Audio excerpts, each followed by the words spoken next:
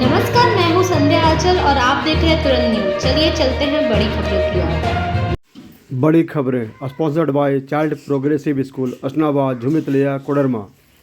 Jack की matric की रद्द, हिंदी की परीक्षा 7 मार्च और विज्ञान की परीक्षा 8 मार्च को होगी। ये परीक्षाएं राज्य के 1297 केंद्रों में पहली पारी में होगी। बता दें कि पेपर लीक का मामला सामने आने पर जैक ने 18 फरवरी को हुई हिंदी और 20 फरवरी को हुई विज्ञान की परीक्षा रद्द कर दी थी। अब इन दो पेपर के लिए नई तारीखों का ऐलान कर दिया गया है। इधर जैक ने शुक्रवार को ही मैट्रिक व इंटर की प्रायोगिक परीक्षा की तिथि बढ़ाते हुए नई तिथि घोषित कर दी। अब प्रायोगिक परीक्षाएं 10 से 25 मार्च तक दोनों पालियों में होगी। पहले 4 से 20 मार्च तक प्रायोगिक परीक्षा होनी थी। झारखंड के डीजीपी और 1990 बैच के आईएएस अधिकारी अनुराग गुप्ता को अपने कार्यों के अलावा सीआईडी और एसीबी का अतिरिक्त प्रभार दिया गया है। इससे संबंधित अधिसूचना शुक्रवार को गृह कारा एवं आपदा प्रबंधन विभाग के द्वारा जारी कर दी गई है। उल्लेखनीय है कि सरकार ने जब डीजीपी के पद पर अनुराग गुप्ता को नियमित किया था, तब उन्होंने एसीबी और सीआईडी का अतिरिक्त प्रभार स्वतः छोड़ दिया था। इसके बाद एक बार फिर से उन्हें इन दोनों पदों का अतिरिक्त प्रभार दिया गया है। क्या आप अपने बच्चों के भविष्य को लेकर चिंतित हैं?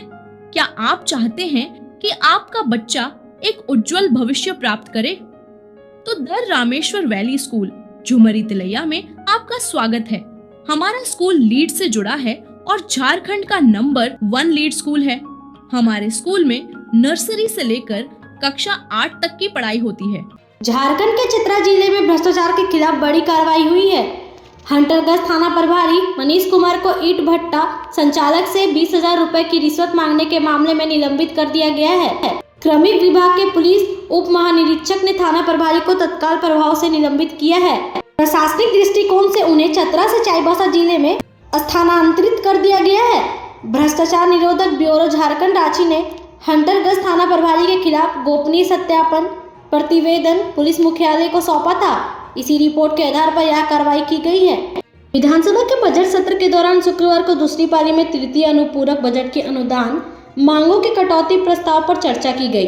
भाजपा विधायक राज सिन्हा ने कटौती प्रस्ताव पर चर्चा के बाद 5,508 करोड़ रुपए का तृतीय अनुपूरक बजट पारित कर दिया। कटौती प्रस्ताव पर चर्चा के बाद सरकार का जवाब देते हुए वित्त मंत्री राधाकृष्ण किशोर ने कहा कि राज्य की जनता सदन से उम्मीद करती है कि राज्य की वित्तीय व्यवस्था कैसी हो, इस पर चर्चा की जाए या फिर बेहतर कैसे बनाया जाए, इस पर विपक्ष सुझाव दे। लेकिन विपक्ष को बजट की बातें कम और राजनीतिक बातों पर ज्यादा ध्यान था। इसके अलावा उन्होंने कहा कि इस अनुपूरक बजट में वैसे विभागों के पैसे जो खर्च नहीं हो पाए थे और 31 मार्च तक खर्च नहीं हो सकते थे, उनके पैसों को दूसरे विभागों को दिया गया है। उसी की अनुमति अनुपूरक के माध्यम से ले रहे हैं। ऐसा नहीं करने पर पैसे का सरेंडर करना पड़ता है। सरकार की ओर से जवाब देते हुए वित्त मंत्री ने कहा कि हमारी सरकार ने वादा किया है कि सब्सिडी पर गैस सिलेंडर देगी, जल्द ही देगी। अभी तो एक भी वित्तीय वर्ष नहीं हुआ है, 5 वित्तीय वर्ष आने हैं। आप इंतजार करें, राज्य की जनता को जल्द ही सिलेंडर सब्सिडी मिलेगा। उसके बाद भाजपा कभी भी सत्ता में नहीं आ पाएगी। और सभी कक्षाएं स्मार्ट क्लास हैं। हमारे स्कूल में कई सुविधाएं हैं, जिनमें बड़ा एसी ऑडिटोरियम, सीसीटीवी कवरेज, स्वच्छ पेयजल, परिवहन और बहुत कुछ शामिल है।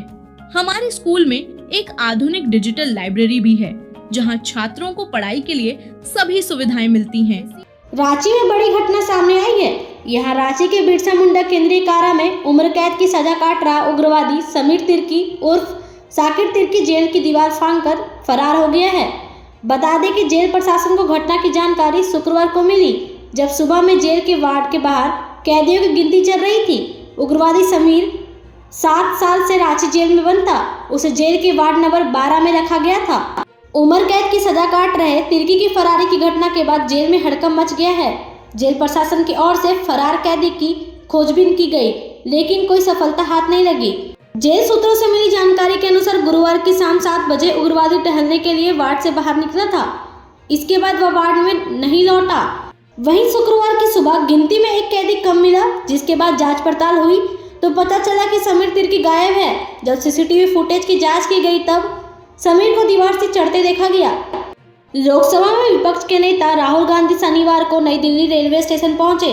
उन्होंने वहां कुलियों से मुलाकात की।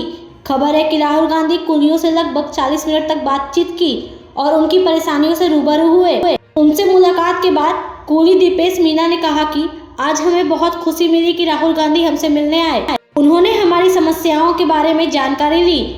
हमें उम्मीद है कि वो हमारी समस्याएं दूर करेंगे। आपकी जानकारी के लिए बता दें कि इससे पहले राहुल गांधी सितंबर 2023 में आनंद विहार रेलवे स्टेशन गए थे। वहां वे कुलियों से बातचीत करते हुए उनका हालचाल जाना था। साथ ही राहुल गांधी ने कुली की ड्रेस पहनकर यात्रियों का सामान भी माथे पर उठाया था। तो आइए अपने बच्चों के उज्जवल भविष्य के लिए हमारे विद्यालय में एडमिशन लें। एडमिशन जल्दी लें क्योंकि सीटें सीमित हैं। हमारा संपर्क नंबर नीचे दिया गया है। जल्दी करें और हमारे स्कूल को विजिट करें। अभी के लिए इतना ही, फिर मिलेंगे बड़ी खबरों